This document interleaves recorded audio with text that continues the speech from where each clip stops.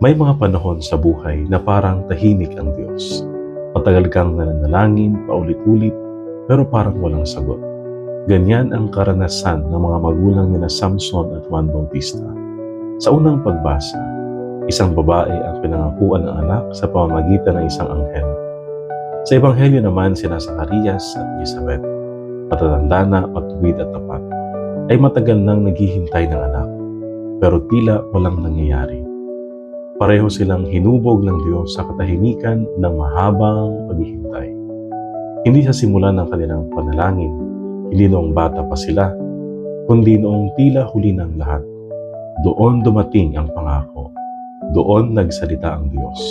At kapansin-pansin na ang sagot ng Diyos ay hindi lang basta anak, kundi anak na may natatanging misyon sa kasaysayan ng kaligtasan.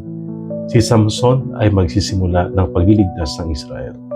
Si Juan Bautista ay maghahanda ng daraanan para sa Panginoon. Ganito rin si Maria, bago ang kanyang fiat, may mahabang katahimikan ang kasaysayan ng Israel. Walang propeta, walang bagong pangako. Pero sa tamang oras, kumilos ang Diyos. Ang katahimikan ay hindi kawalan ng kanyang presensya. Ito ay isang paghahanda.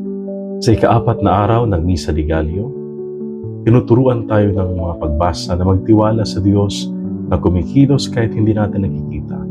Ang paghihintay ay hindi pag-aaksaya ng oras. Ito ay bahagi ng plano ng Diyos, kung saan hinuhubog ang ating pananampalataya, pagtitiwala at pag-asa. Amen.